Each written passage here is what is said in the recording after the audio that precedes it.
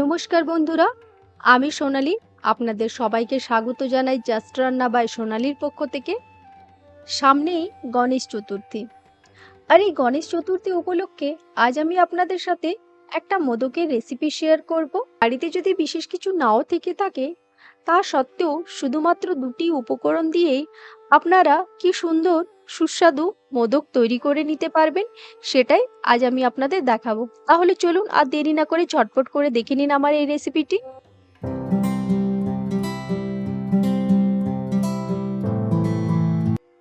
আর এই মোদকটা বানানোর জন্য আমি এখানে নিয়ে নিয়েছি 2 লিটার দুধ। আর এই দুধটা গরম হওয়ার জন্য আমি আগেই গ্যাসের মধ্যে বসিয়ে দিয়েছিলাম। আর আমি এখানে প্যাকেটের ফুল ফ্যাট যুক্ত দুধটা নিয়ে নিয়েছি। আপনাদের কাছে যেটাই অ্যাভেলেবেল হবে সেটাই আপনারা নিয়ে নেবেন। তবে প্যাকেটের ফুল ফ্যাট যুক্ত দুধে ফ্যাটটা বেশি থাকে, তাই এই মোদকটা খেতেও কিন্তু খুবই ভালো লাগে। তাই আমি প্যাকেটের এই দুধটাই ব্যবহার করেছি। প্রথমেই আমি গ্যাসের ফ্লেমটাকে হাই রেখে দুধটাকে একবার ভালো করে গরম করে নেব। আর যতক্ষণ পর্যন্ত না দুধটা ভালো করে একবার ফুটে উঠছে, ততক্ষণ পর্যন্ত এইভাবে একটা স্প্যাচুলা কিংবা হাতা দিয়ে নাড়াতে থাকতে হবে। আর দুধটা একটুখানি গরম হয়ে গেলেই 1 থেকে 2 হাতা দুধ আমি এই বাউলের মধ্যে উঠিয়ে রেখে নিচ্ছি।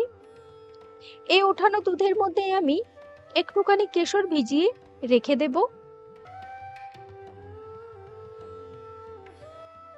এই দেখুন, এখানে দুধটা ভালোভাবে ফুটে উঠেছে।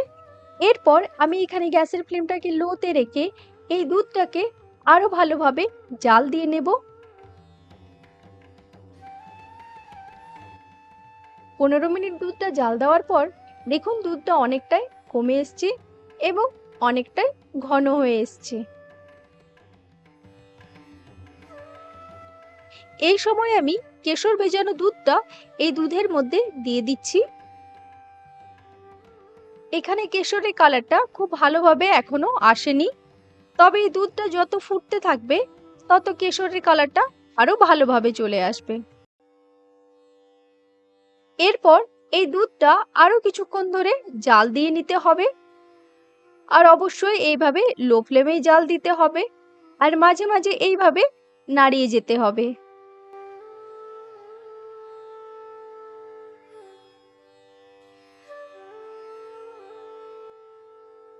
এই দেখুন, এখানে দুধটা শুকিয়ে পুরো একেবারে ঘন হয়ে গেছে।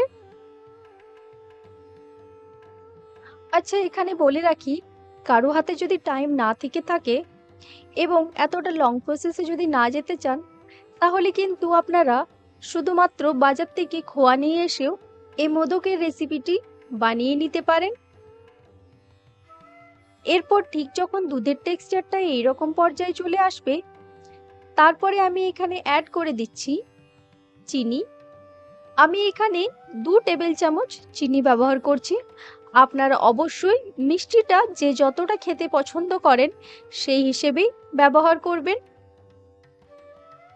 এমনিতেও দুধটা ঘন হওয়ার কারণে একটু মিষ্টি হয়ে যায়, আর তারপর যদি আবার এখানে খুব বেশি মিষ্টি পড়ে যায় তাহলে কিন্তু খুব একটা খেতে ভালো লাগে না। তাই আপনারা একটুখানি বুঝে নিয়ে তারপরেই চিনিটা ব্যবহার করবেন। চিনিটা মেল্ট হয়ে যাওয়ার পরেই দেখুন এখানে একটা লিকুইড ভাব চলে এসছে। আমাদের এটাকে ভালোভাবে ততক্ষণ পর্যন্ত চালিয়ে নিতে হবে যতক্ষণ পর্যন্ত না এটা ড্রাই হয়ে যাচ্ছে। তার কারণ এই রকম লিকুইড ভাব থাকলে কিন্তু কিছুতেই মোদকগুলো তৈরি হবে না।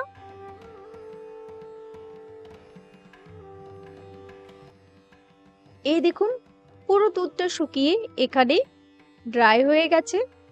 মোদক বানানোর জন্য আমাদের কিন্তু এই রকম একটা টেক্সচারের দরকার। আর এখানে দেখুন কেশরের রংটাও কতটা সুন্দর এসছে। এরপর এর মধ্যে দিয়ে দিচ্ছি অল্প একটুখানি এলাচের গুঁড়ো। এলাচের গুঁড়োটা ভালোভাবে মিশিয়ে নিয়ে আমি এখানে গ্যাসের ফ্লেমটা অফ করে দিচ্ছি।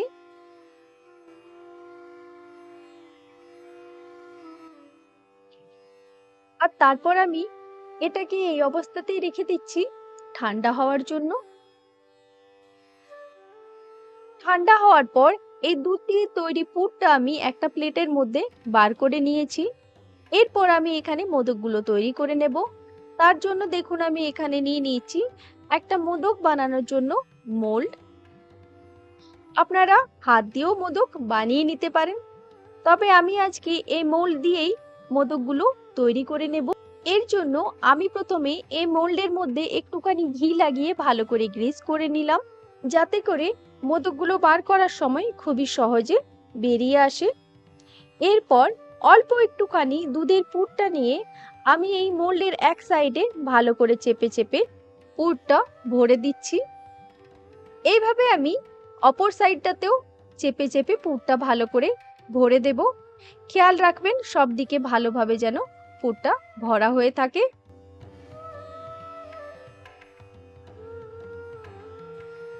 এরপর ঠিক এইভাবে ভালো করে মোল্ডটা রেস্ট করে দিতে হবে। এইখানে এই ক্লিপটা লাগিয়ে দিচ্ছি, এই ক্লিপটা লাগালে আর একটু ভালো টাইট হয়ে যায়, না লাগালেও কোনো প্রবলেম নেই।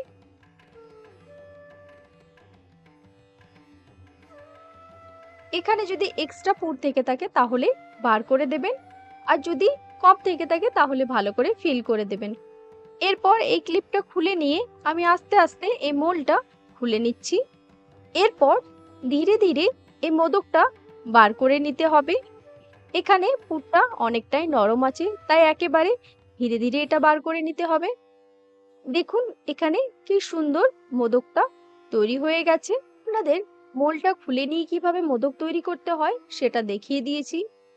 এরপর আমি আপনাদের দেখিয়ে দিচ্ছি মোল্ডটা যদি এইরকম বন্ধ অবস্থায় থাকে তাহলে কিভাবে আপনারা মোদকটি তৈরি করে নেবেন। তার জন্য আর কিছুই না, মোল্ডের এই উল্টো দিকে যে হোলটা আছে তার মধ্যে এইভাবে দেখুন পুরটা ভরে দিতে হবে। পুরটা কিন্তু এখানে ভালোভাবে ঠেসে ঠেসে ভরে দিতে হবে, তা না হলে মোদকের শেপটা ভালো আসবে না। আর তারপর ভালোভাবে ভরা হয়ে গেলে যেভাবে আগে মোল্ডটা খুলে নিয়ে মোদকটা বার করে নিয়েছিলাম, এখনো ঠিক একইভাবে মোল্ডটা খুলে নিয়ে মোদকটি বার করে নেব। এই দেখুন এখানে আরেকটা মোদক তৈরি হয়ে গেল।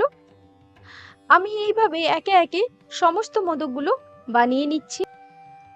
এই দেখুন আমি এখানে সমস্ত মোদকগুলো বানিয়ে নিলাম। তাহলে দেখলেন তো, শুধুমাত্র দুধ আর চিনি এই দুটো উপকরণ দিয়েই তৈরি হয়ে গেল সুস্বাদু মোদক। এই গণেশ চতুর্থীতে যারা প্রথমবার মোদক বানাতে চলেছেন তাদেরকে অবশ্যই বলবো এই সহজ রেসিপিটা দিয়েই আপনারা মোদক বানানো শুরু করুন।